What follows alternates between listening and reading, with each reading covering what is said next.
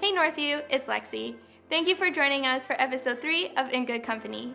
Today we will be discussing one of your questions regarding when it's okay to disobey the government. Now let's hear from our pastors Josh, Jesse, and Greg. Thanks so much for joining us again. We're glad you're here for our third episode of In Good Company. We've really enjoyed these conversations, and we've actually enjoyed how you guys have joined us in the conversation. Since before our first episode came out, you guys have been sending us emails of questions and ideas, things you want us to talk about, because you want to talk about them too.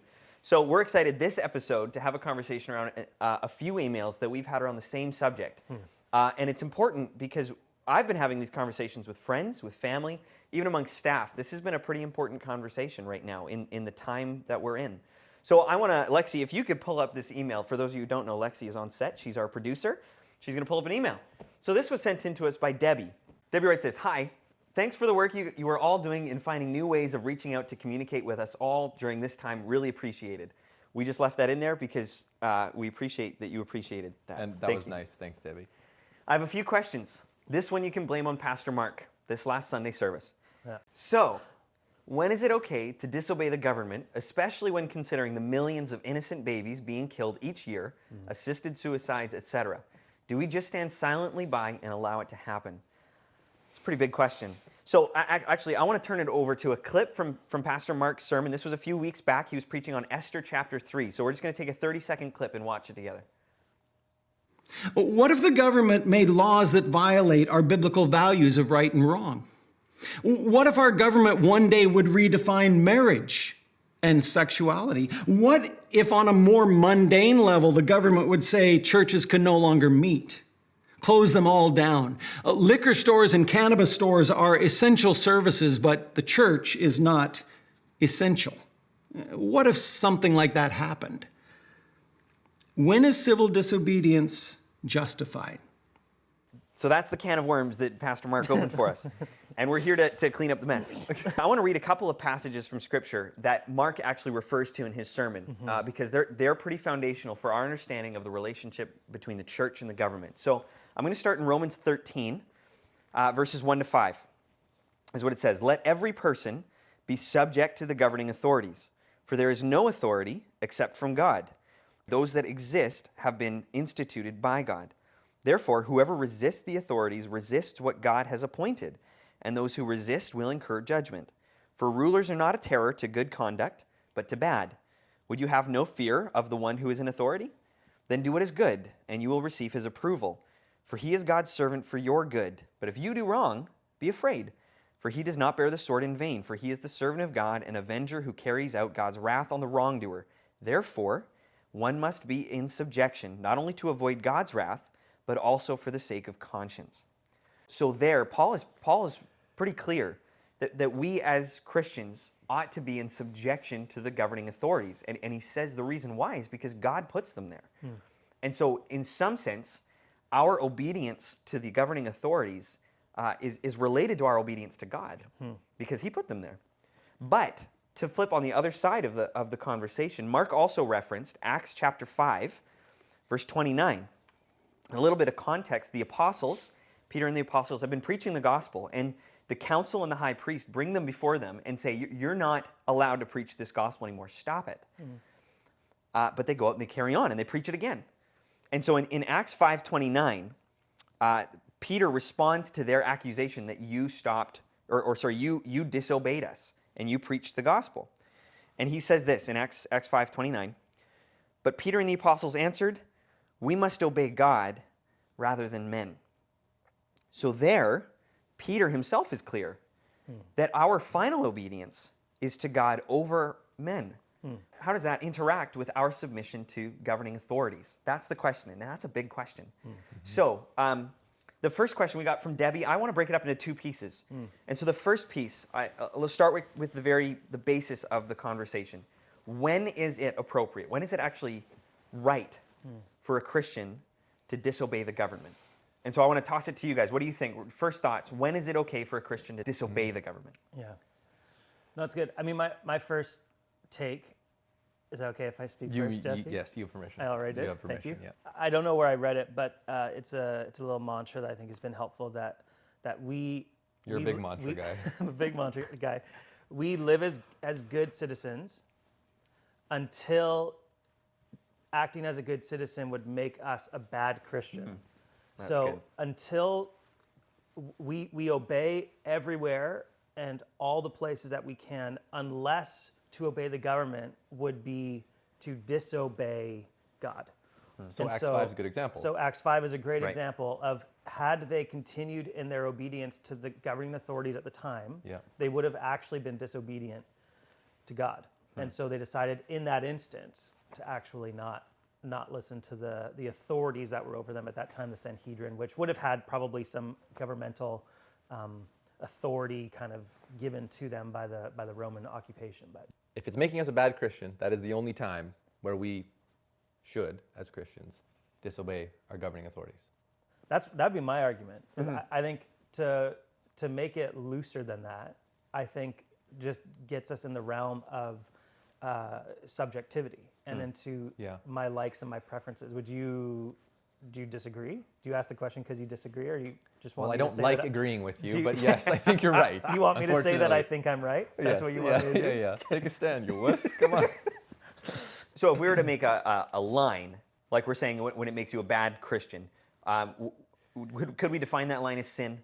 Could we just say Sure. it that Yep. way? When the government mandates, when what the government legislates actually calls me to sin, Yeah. I will disobey. Yes. It's at the line of sin. And I'd like to nuance it a little bit in just Yeah. saying if it's causing you to sin, but also if it's keeping you from doing what Christ has commanded. Right. So That's if good. there was a law that didn't allow me to love my neighbor or something, I like not loving my neighbor to the full extent maybe is sin, maybe it's not. I don't know. We can debate that. But there are things we've commanded to do, like preach the gospel. Right. And not preaching the gospel in every instance. Again, is that sin? Is it not sin? But if we're not allowed to do it, then Totally.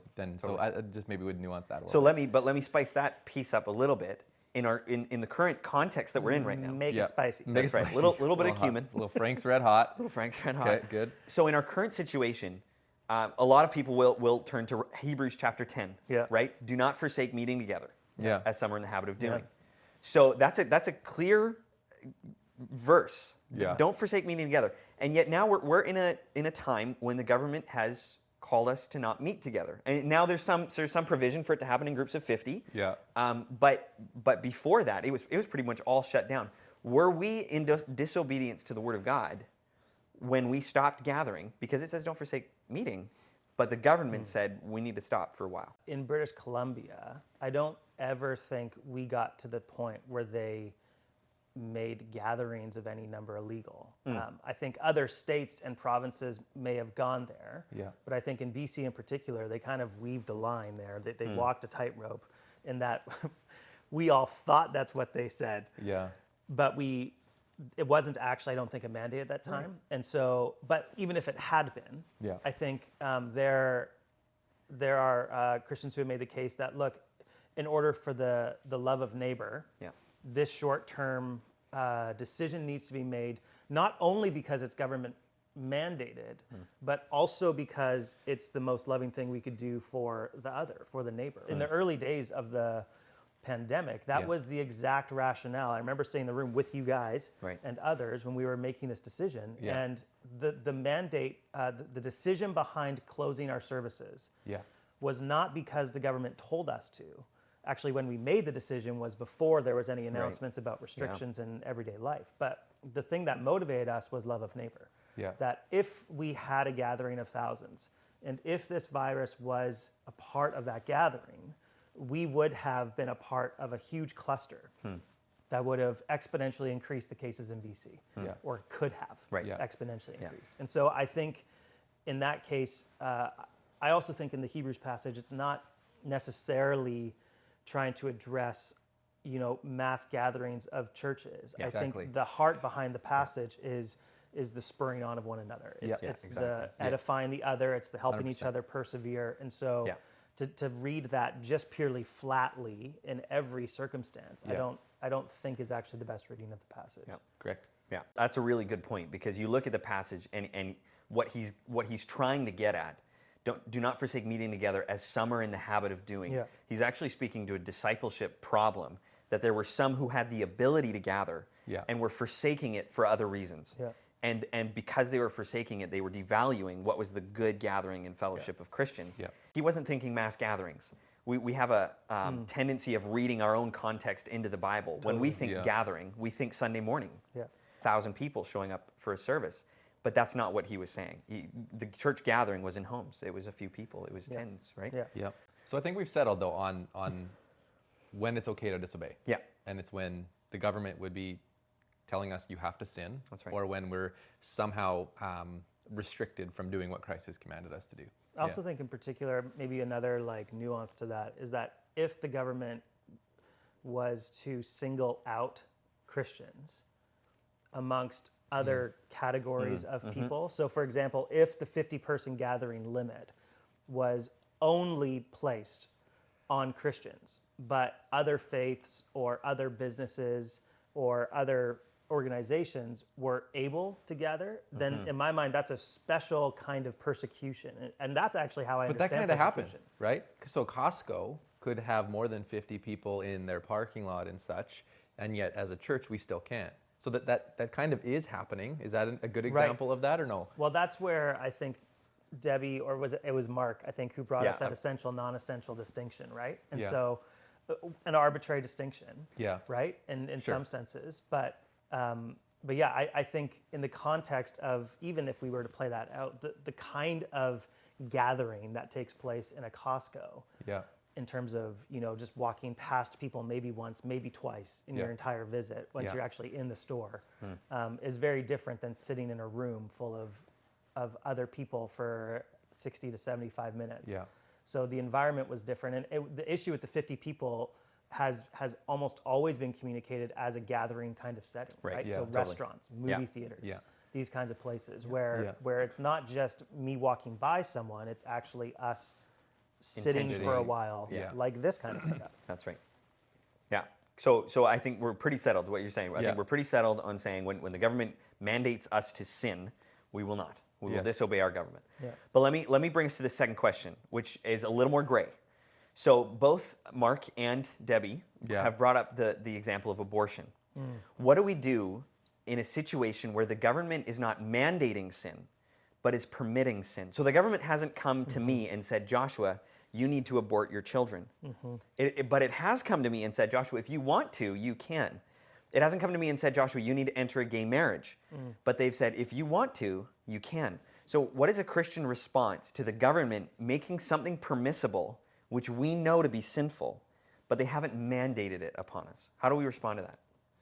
I think first, I would say, is the way Mark emphasized it was, when do we disobey? And I think we need to be careful. There's a distinction between disagreeing and disobeying. Like we live in a different society than when Scripture was written. For example, when Romans 13 was written, and the society is a democratic one. And so we are allowed and encouraged to disagree, and we exercise that in various ways, whether it's petitioning or protesting or voting or all these different things. And so as Christians, the question isn't whether or not we agree with the law, but now we need to go to the question, okay, so when we disagree, what do we do? And I think I think that's an important distinction first. Yeah, I know. But that is really good. And to hop on your comment there about we're living in a democratic society. Yeah. When you look at the New Testament, and the idea of the Christian church vying for political reform is kind of alien. It doesn't show up anywhere. Because they had a mission. Their mission was preaching the gospel. But they lived within a society that was governed by an emperor, right? And so that their ability for political reform was near nothing. They what would they do? Go talk to the emperor and say, hey, can you change this? I don't really like it. But now we live in a society. Would not That go would well. not would not end go well. well. Yeah. You wouldn't come back. Now we live in a democratic society. Our voice holds weight. And so as the Christian church, we live in a very different world than the New Testament world. And so us speaking up can have an impact and actually should have an impact, where back then it didn't. Yeah, and I would even add on to that individual Christians, as their ability and as their opportunity to do so, should engage in those processes in greater and lesser degrees. So for example, if there's a Christian who feels a call to serve in public service as an MLA, as a member of parliament, that Christian should pursue that good vocation where they can live as a Christ follower in that place, And they should, in that place, live out the ethics and the behaviors and the beliefs of Jesus. Yeah. And we as citizens should engage in our acts of the things available to us, voting and petitions, that kind of stuff, Yeah. with the Christian mindset. So I think living in this kind of a context politically is an advantage to not just Christians, but all peoples of faith, where we can actually be a part of the authority structure, Right. Yeah. when we're being voted in. And so I actually think Romans 13 is a good encouragement, not only for us as citizens to obey unless we're being forced to sin, Yeah. but also to be an encouragement for people who feel that instinctual call to participate in Yeah. things like being a city councilor, being an MLA, being Yeah. a member of parliament, because we need people in those places to help our land be more just and Right. more Yeah. righteous and all that kind of good stuff that we're desperate for. Yeah. We are saying that we should and probably are called to disagree really well with our governing authorities because especially the democratic society that we live in, that is an opportunity that is maybe a common grace given to the church to say, hey, we can speak into society, have our voice heard, we need to disagree well. Disagreeing well, though, in a democratic society is not disobedience. So we're not there yet. We haven't crossed that line yet. So when should we cross that line, I think is the next question. And I think of an example, the civil rights movement. So Martin Luther King stepped into disobedience. He was imprisoned several times throughout that time. I don't think any of us here are going to argue, unless good luck with that, saying that was he should not have done that or whatever, right? So what are some examples? What are some, I don't know, maybe principles or texts that would drive us to know when we would disobey, when our disagreeing is simply not enough? Right. So my first take would be that I think what the civil rights movement essentially does is engaging in the laws of the land, which are forcing actions against what God's laws would permit, or what God's laws would what God would have us do, how He would have us act. And so it's an act of both disagreement and disobedience. Yeah. Right. And so I think the nuance to that in our context is that there are things like the abortion conversation, where that's not opposed upon people. Yeah. It's a unjust, ungodly thing that we should try to work towards seeing it not be a part of our society. But that is a different kind of thing than a structure being opposed on a people which is ungodly. Right. Yeah. And being a mandated experience. So for you're people. saying that essentially permitting people to sin is the civil rights movement is not a good example in a sense of they're not apples to apples in a sense. I don't think they are. Well, yeah. Well, but if I would push on that, Yeah. you're talking about something being imposed on somebody that we Yes. know is unjust and unlawful. Well, the reason that we oppose abortion is because we're convinced that the person in that womb is a person. Totally And so agree. there's the being imposed on them, their rights are being taken away as a human being. Yes. So I do actually feel like there's some apples to apples in that scenario. Yeah. All I'm arguing is that I don't actually think to fight against abortion laws is civil disobedience. Oh, I get you. Yes. I'm saying that we are trying Got to it. engage in the civil structures to bring about more godliness in our laws. Yes. Totally. Yeah. And that's where I think the comparison is different. Yeah. Yeah. And I think there's an important note to make here about laws and the goodness of laws. Like we as the Christian church, we see laws in a nation rightfully and hopefully as an extension of God's very character. They're an extension of His desire for society, for human flourishing.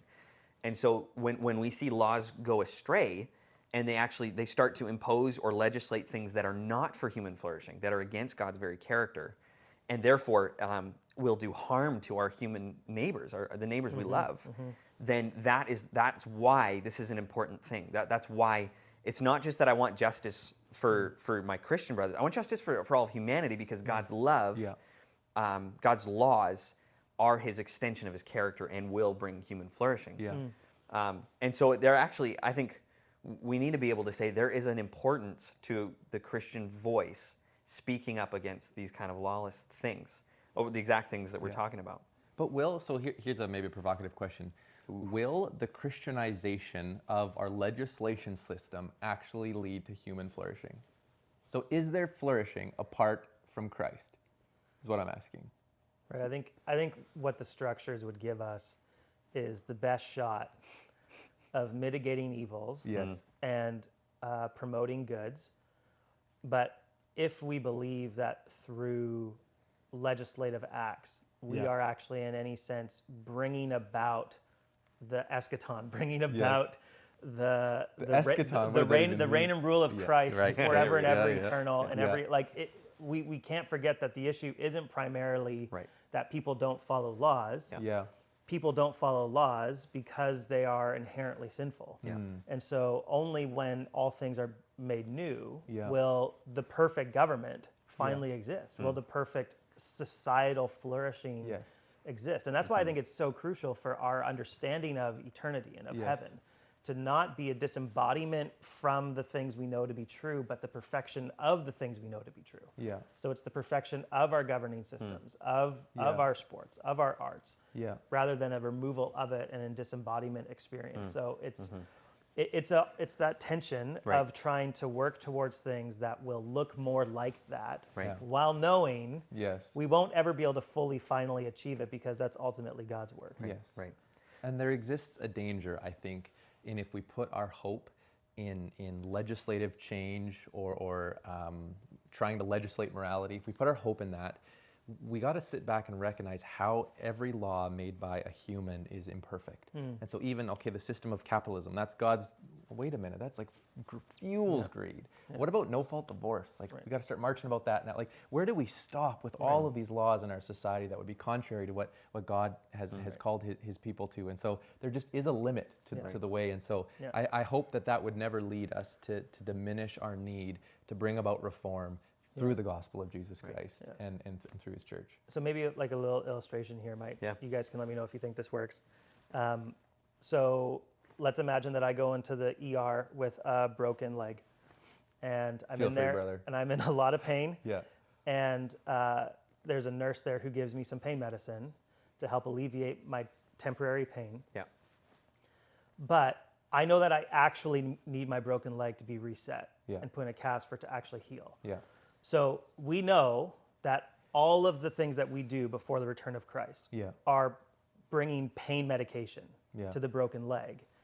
But we also know that the leg actually needs to be fixed. Yeah. And so we wouldn't say, you know what's not a noble endeavor? Yeah. Giving the person in the ER room the pain medication. We would say, no, you totally should. Yeah. Like you should use Yeah. the best pain medication you can, and you should give it to them swiftly. Yeah. But we also know Yeah. that pain medication is going to wear off. And if Yes. the leg isn't actually reset, it's not going to get better. Yeah. And so that might help us think through, Yes. in a societal sense, our laws and the things we strive for are the Band-Aids and the pain medications that are good things to give to a society, but the Yeah. society won't actually be fundamentally restructured to be perfected until Christ returns. Yeah. So noble, Yes. good, pursue it, Yeah. but it's not actually going to deliver in a final sense what's needed in the Right, right, right. situation. So to come back to our question, what we're saying, I think, across the board is yes, there is room, and we should, as Christians, speak up against things that legislate sinful activity. Yeah. But knowing that it's not going to be the final end. There is a deeper wound that needs to be healed, and that the only way that wound will be healed is through the gospel of Christ. Well, Christ Himself, right? Yeah, I think it's a both and for Right. sure. Yeah. But I also would weight our Christian sense of duty stronger in the gospel proclamation Yes. end. Yeah, Whereas absolutely. I would say that it is good for Christians vocationally to be involved in things that will bring societal reform. That's Yeah. good. Yeah.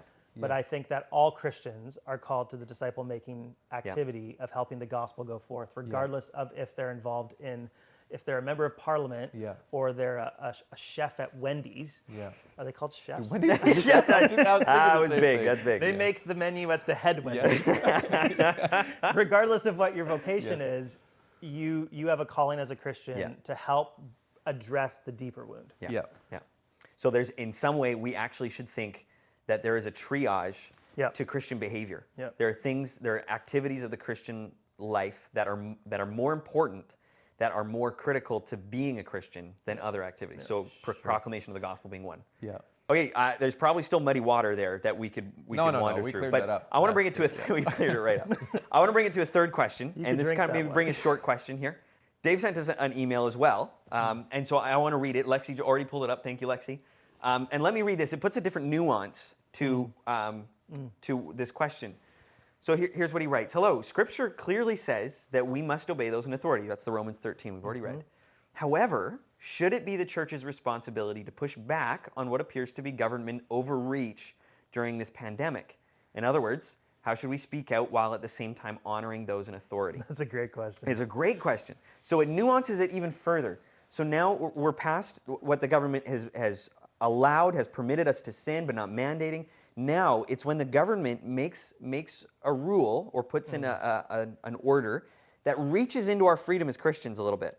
For instance, gathering, right? This is where we are right now. It's our freedom as Canadians, but also as Christians, is to be able to gather and worship as people of faith. But the government has reached into that a little bit because of a global pandemic and said, actually, let's put that on hold. We've kind of touched this a little bit in our first discussion. Yeah. But let's reach into that nuance a smidgen. Where is it appropriate for the church to push back in the disagreement, to push back on government orders that reach into our freedoms a little bit? My first take, which I think this is going to be the part of the conversation where we both get the most head nodding and also the most like fist shaking at how we process this issue. That's right. I think that again, I think we would have to look at, are Christians being treated unfairly, or by that what I mean is, are we being singled out and being asked to do things that other groups aren't being asked to do? Are they treating us differently in that sense? And that's where I have a hard time thinking that, again, we could disagree with the government's take on how they've handled the situation from the beginning. You could be the kind of person who thinks that from the very beginning of the pandemic until the pandemic is fully over, that the government made the wrong call every single time. But I still don't think you could say that they treated us, at least at this point of when we're recording, that they've treated us any different than anyone else. So you could disagree with how the government's gone about it, but I don't know what we would hold on to fight back. Because at this point, the government has never actually prohibited us from gathering. So let me give something to hold on to so we can fight back. Okay. So let's say that because of these restrictions, because of this overreach, quote unquote, that has caused a significant mental health crisis in our society. That maybe suicide rates are higher. There's domestic violence going on. As Christians, even this is causing a lot of people to fall away from their faith. So this idea of having a faith that perseveres is important. One of the gifts, the graces, the Hebrews passage is gathering and worshiping together. So what if this overreach is causing mental health? Is causing more domestic violence to happen and marriages to break down, and is causing people to lose their faith and lose their trust in God. At some point, are those not noble enough to say, you know what, this overreach needs to stop, and we as a church need to gather for the sake of the perseverance of the saints and so on and so forth? Is that a good reason to disobey? That adds something to it. But if I were to, I think we have to admit that there's a lot of factors. We have to admit that there's more than simply, in this particular case, there's more than simply obedience to the government and disagreeing with the government. There are reasons why we could look and say, okay, there's some validity to the actions of the government, and there are lots of people who agree with that, who think the government has done the right thing. But there are other people who think, well, there's not. It's not valid.